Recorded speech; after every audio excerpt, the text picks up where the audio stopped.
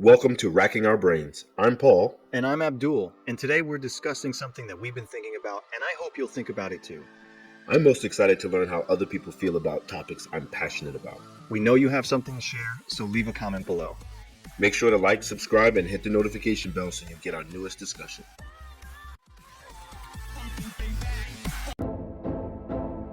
So Paul, we're jumping on because you sent me a screenshot of something you saw. Was this on LinkedIn? Yes, which doesn't belong on LinkedIn, by the way.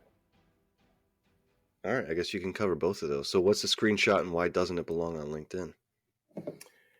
This is just a general comment, right? So LinkedIn is a professional space, and I get it. Like it's a blurry line, but I think it should be a place of, oh, this is professional development, and not a place where we're gonna make social commentary and emotional, stuff. Because now it's about. So what will happen is if a company does something to support breast cancer, it turns into, well, are you eating the right foods, and are you supporting your person? Like so. I could understand. Like, I don't think people are intentionally turning this into Facebook too, but LinkedIn has turned into Facebook with a ton of professional posts and material, and I just think it's slightly off-putting. So this is right. So someone shared a post, right? So this one person said, "First time I was called the N-word was at the age of 6. You don't have to do this alone," right? And so they're responding to a post where a PhD individual said, "Why do so many African American people have chronic health conditions?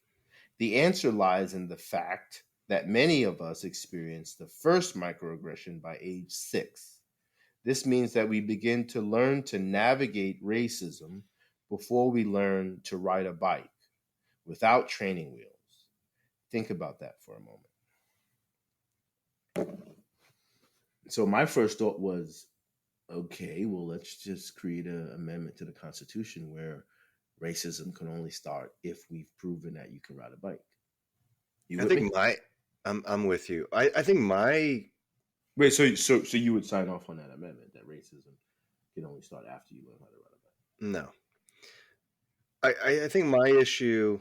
So you think it should start before you ride a bike? Bro, can you leave the bike out of the Constitution, please? I'm trying to respond to the young lady.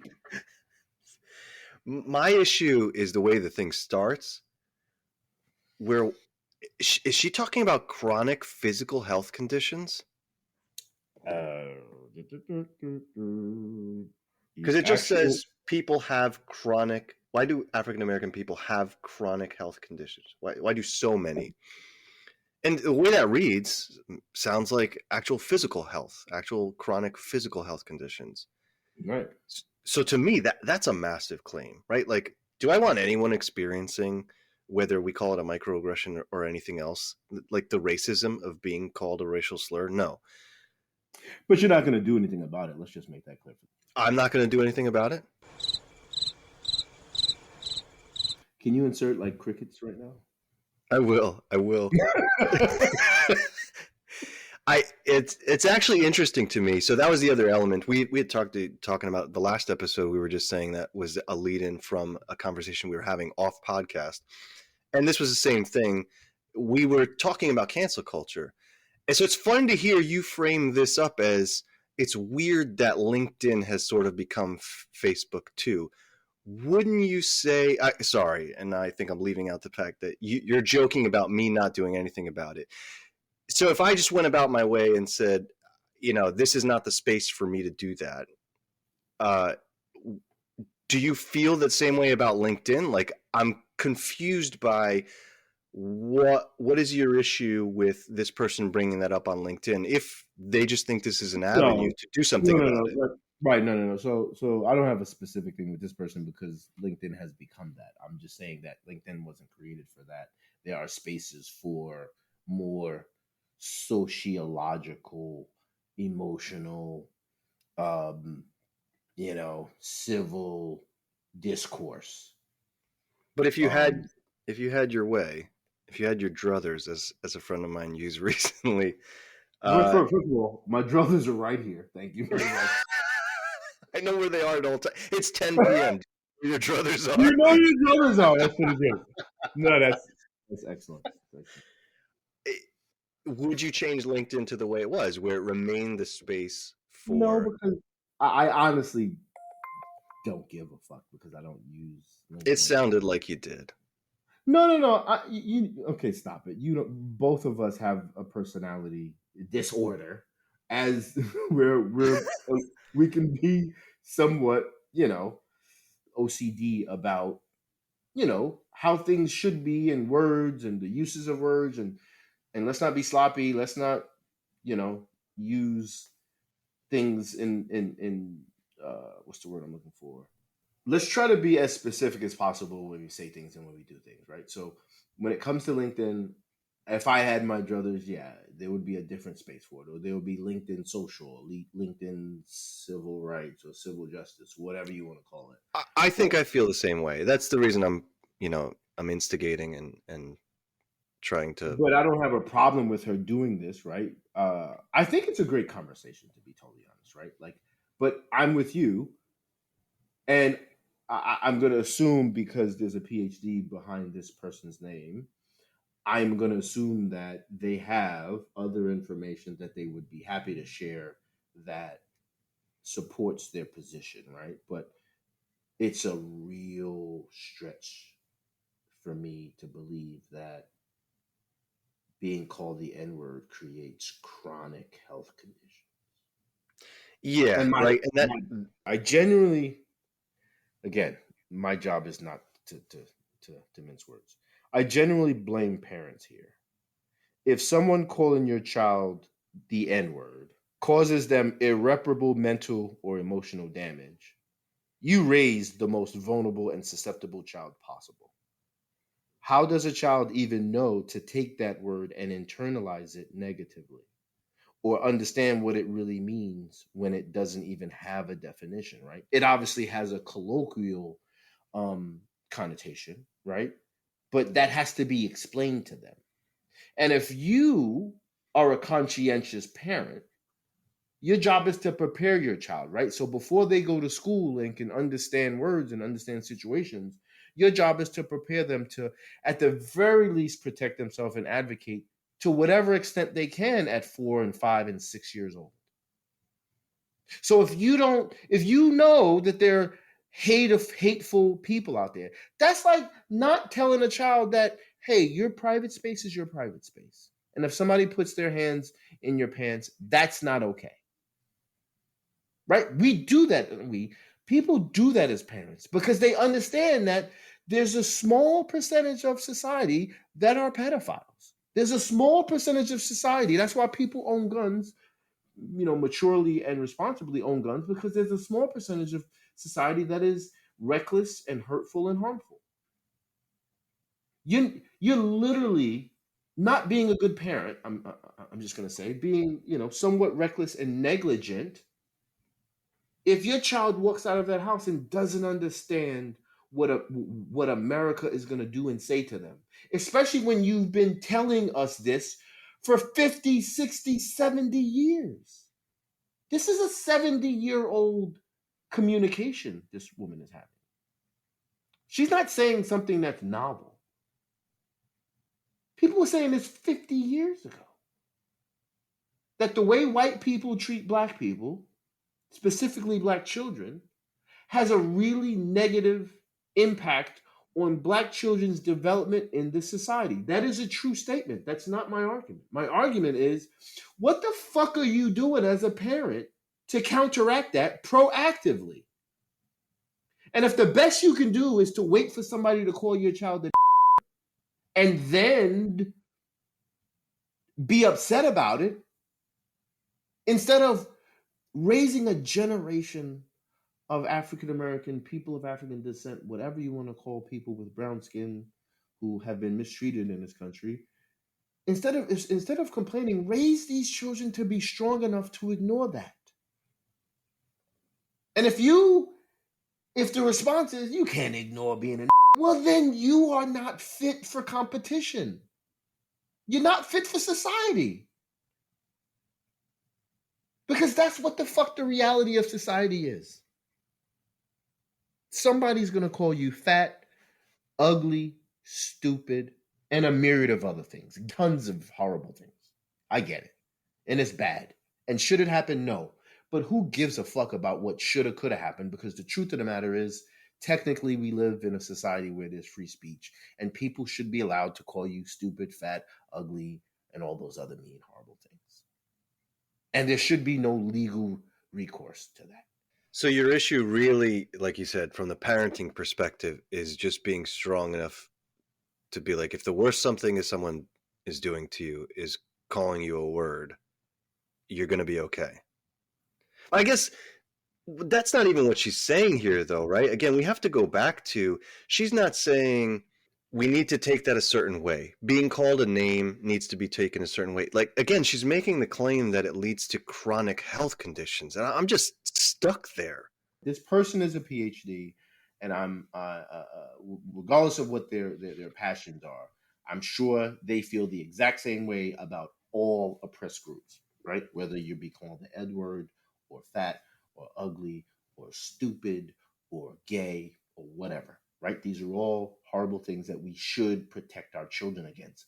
But we should not go after the people. We should go after our children. We should strengthen our children to be more resilient and more powerful against this, right? Because why would you want your child to be susceptible, right? Because if you strengthen them, like if you get people to stop calling them the N-word, but they happen to be fat, now we got to go with the F word, who also happens to be left-handed and can't shoot a basketball, whatever, silliness. Like, this is silly. Like, what are you doing as a parent when you send your child out of your house? And why are you, this is a level of entitlement. I'm going to say, so I denounced that word, I disavowed it in the use in that previous conversation. This is a level of entitlement that I think is unhealthy. I do not want anybody to be able to use that word. Why? What is it doing to you? And why are you allowing it to do it to you? That, to me, that is the bigger thing. That is, I'm laughing because I forgot the name of my organization already. Remember the organization I started? Rorka. Oh my word. We really need a sound effect. Yes, right? Rorka, root.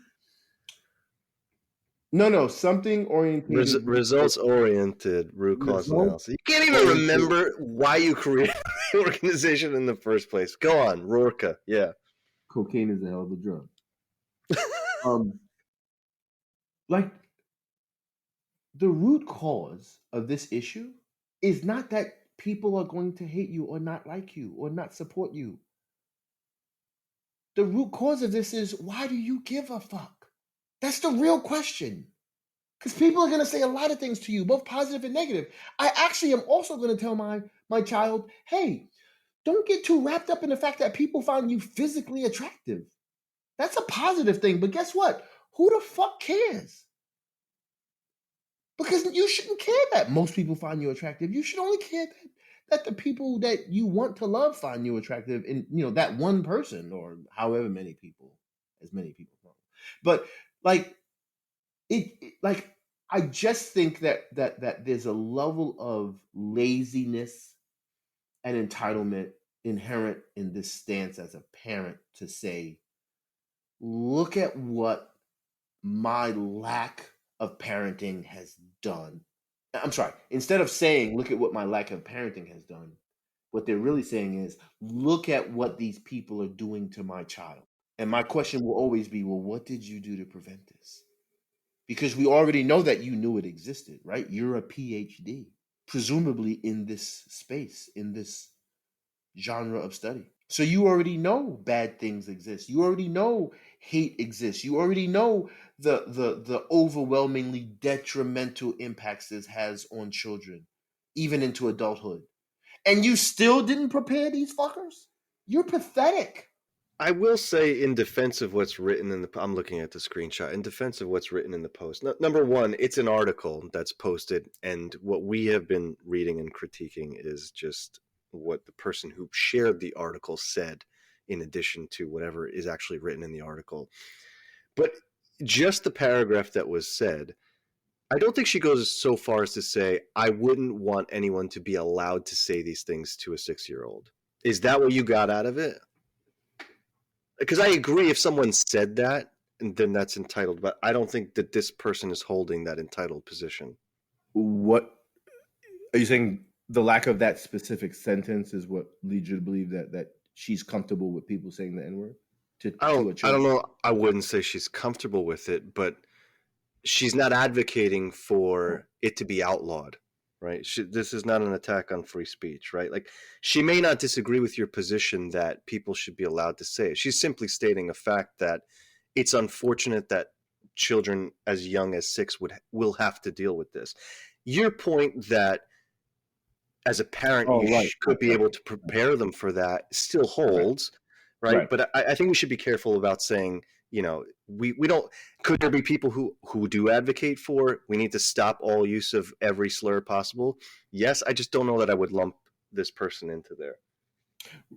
Right. So if I insinuated that, then that is not my stance. But I will stand by, aside from what you just confirmed, that obviously this person is saying that um, these are very unhealthy experiences for this child, and it's detrimental beyond repair almost. Um, this person obviously thinks that that's a problem, and to me that's not a problem. To me, yeah, it's just not a problem. This person is no different than people who harp on haters. Why do you care about haters? You sound like a 4-year-old or a 13-year-old, more exactly, like someone who really wants everybody to like them. Why doesn't everybody like me? Why do you need everybody to like you? Or why do you need most people to like you? Do you like you? I mean, I have these conversations with children. I interact with young people, and my question is always, do you like you? And why do you like you? I try to make sure that they understand who they are, what they are, and how they've deemed themselves, right? Like, do you own your assessment of morality and goodness and healthy and positivity? Or does it come from outside of you? Because if it comes from outside of you, then you're always going to be unhealthy. Because it'll start with your parents, it'll end up being your teachers, and then it'll be your boyfriend or your girlfriend, and then it'll be your boss, and then it'll be the guy with the most popular podcast, and you're just going to be running around chasing your tail, trying to make the most popular or most powerful person in your life the most comfortable, instead of you having a standard of justice, you having a standard of morality and goodness and integrity that allows you to feel comfortable with a guiding principle of how you should be as a person. And I think that this response screams external validation to me. Because if you don't operate on external validation, then somebody calling you the N-word is inconsequential. All right, so to summarize, I think your issue is you basically have to teach the child that they have been violated by what has happened. By how have they been violated? No, I'm saying your issue with what they are saying, right? Because so we're creating violation, you're saying. exactly, right? And you're saying, why are we doing that instead of strengthening a child's resolve and self-esteem, right? So And by definition, you're doing both. You're invalidating the other person by validating the opposition, right? So when someone calls me stupid, let's just use a different situation. Somebody calls me stupid, but I'm convinced that I'm smart, right? If I'm convinced that I'm smart, not only is that going to make me feel good, that's also going to allow me to identify somebody who I should no longer deem as a reasonable source of, because we should also be open-minded, right? Like, I'm not creating a narcissistic person who says, yo, I'm beautiful, I'm perfect, and nothing that nobody says ever matters other than my own opinion. That's not true, right? You want to be able to take constructive criticism. That's why it's called constructive, because the source, comes from a place of someone who genuinely wants you to be the happiest, best you in conjunction with your environment. And so if somebody calls you the N-word or stupid or fat, that is solely just malice, right? They're just doing that to hurt your feelings. Instead of someone who says, hey, I noticed that I don't know, whatever, you did a certain thing a certain way. And have you ever thought about doing it a different way? Because in my experience, when you do it the other way, then you get XYZ results. Just a thought, maybe you should try it that way. That's constructive criticism. That's somebody giving you an alternative way of approaching or doing something, but comes from a place of open, honest, progressive positivity versus I'm just trying to hurt your feelings or trying to get you to not like yourself. But I'm sorry, go ahead. No, I don't think I have anything else. I think my biggest issue was I'd love to. So I'm going to read the article, right? The article has a headline in the shared screenshot you have. The racism Black kids endure is spiraling into a health crisis. I'd love to see the connections being made between what they're defining as microaggressions or, actual just racist encounters and physical health. And I'm not saying it's not possible. I do think that there is, this is so difficult to prove, but like a mind-body connection, right? I think people who generally have what I'll call willpower function better physically most of the time than people who don't, people who give up, etc. But yeah, I don't know what it is. That's my only issue. But I think both things can be true. I like what you said. I want to focus on how we raise children and what they're capable of doing when they go out and function in society, or how they're capable of functioning in society. But I think the other part of this is, well, you said, I guess let me ask you, you said if you didn't teach that before they went out in the world, that's your failure as a parent. What do you imagine that conversation looks like? What do you have to cover when you prepare them for what may happen? And then as part of that, I'm assuming is what you said, like you're teaching them also that they can be a strong enough person for it not to, ruin their lives. But what is the rest of that conversation in preparing them for that possibly happening? Good question if you're being like a TV interviewer who's just like throwing a softball at me so I can just smash it, I guess. But really stupid question in the realm of reality. And I'm not demonizing you. I'm saying that's a stupid question in theory because as parents, that's all you do is prepare them to go outside, right? Like that's like sending a kid outside and being like, yeah, man, I really hope that when they go outside, they realize that they should look both ways before they cross the street. Like, what happens at crosswalks. You know what happens with cars. You know what happens with dogs. You know what happens with strangers. You know what happens with all the other things that you definitely prepare your child for. I don't know is the answer to your question. I can only tell you what I know and feel about quote unquote, ethnic discrimination and hatred, skin color based bigotry. Like, I would prepare my child for that. You do understand, right? So, you are a certain complexion. Some people do not like you and will not like you because of your complexion. They will call you names. But this is really a piggyback off the fact that regardless of what your skin color is, even when they're 3 and 4 years old, they're already being made fun of because their lunch is different than yours, right? How many kids get made fun of because they get school lunch versus their parents send them lunch? Or they use both strawberry jelly instead of grape jelly when making a peanut because butter they're and jelly not poor sandwich. and stupid and from a 7th world country, right?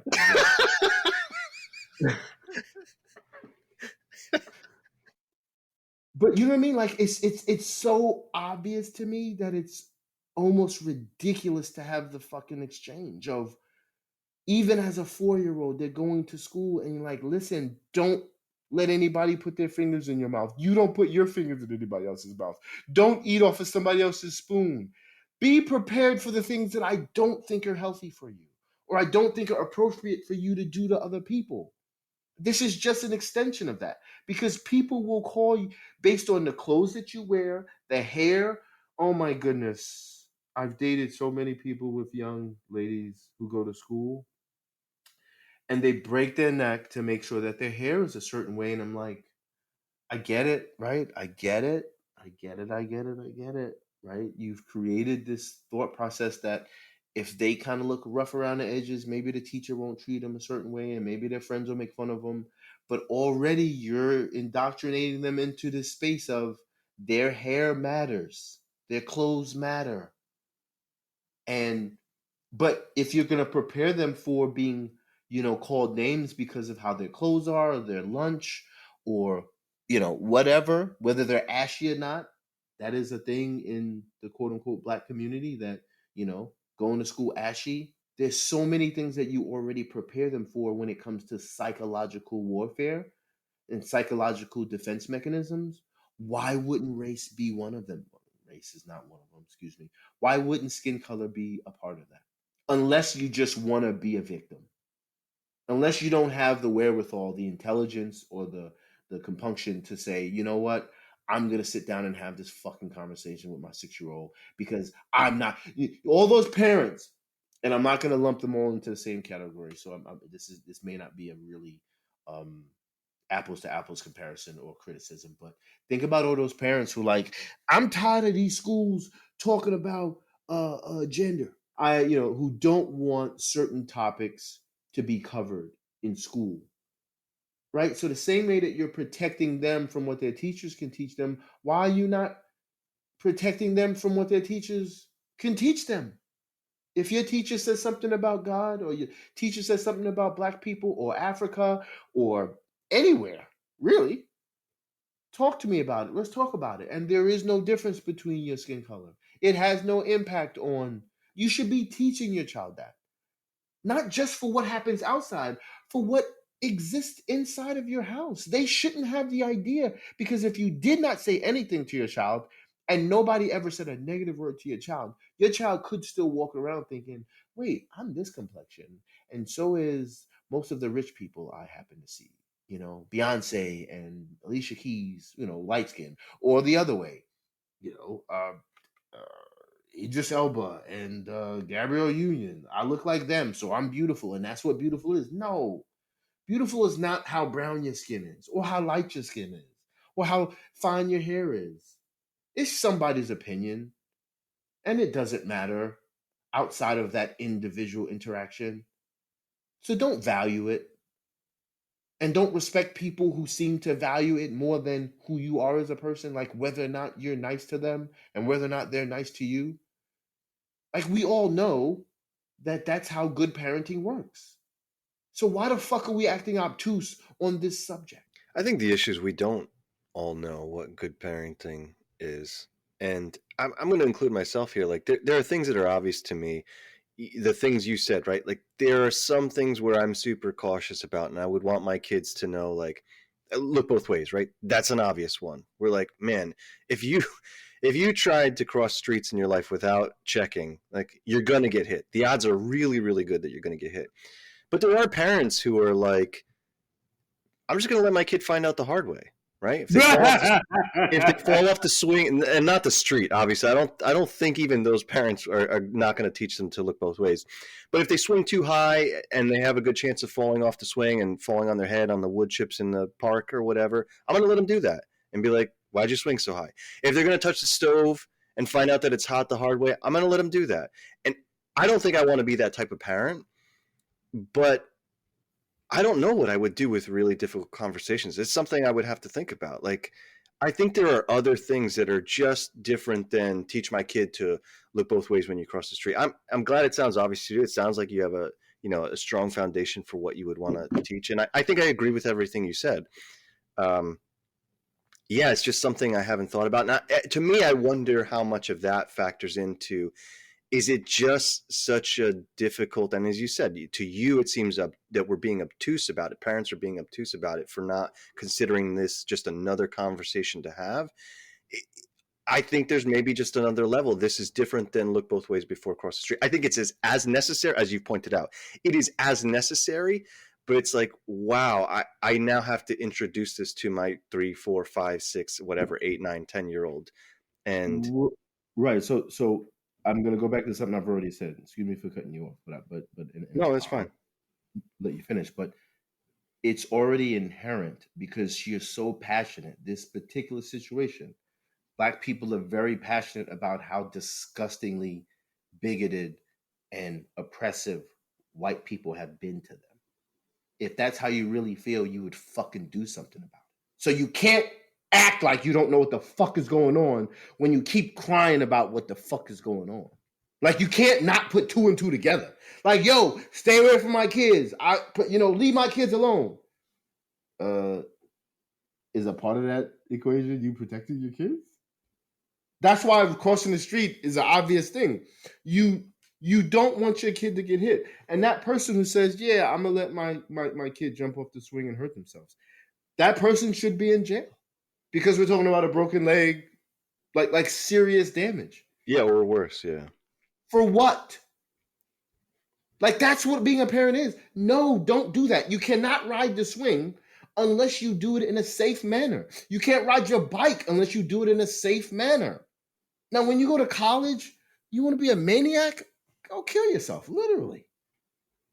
But if I have to deal with the mental and physical and psychological and emotional and physical and financial repercussions of your behavior, I'm going to almost force you to do the things that I am relatively sure are going to lead to you being at least safe and hopefully happy. So no, you're right in some respects. I don't expect all parents to think about all things at all times. So I apologize if I came across that way.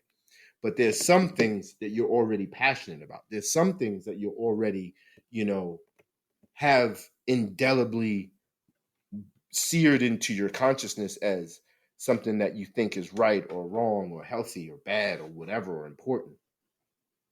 Like, it's a trope that in the quote unquote African American community that we don't teach our kids about credit and financial literacy and how to strategically use life insurance and other investments and housing and stuff like that. How long? How long are we going to use that as an excuse? Because if you know your parents didn't do it and you don't do it, you're a fucking idiot. You have to be a fucking idiot if you think it would have been really great if your parents did it and you don't do it. No excuses. Play like a champion. What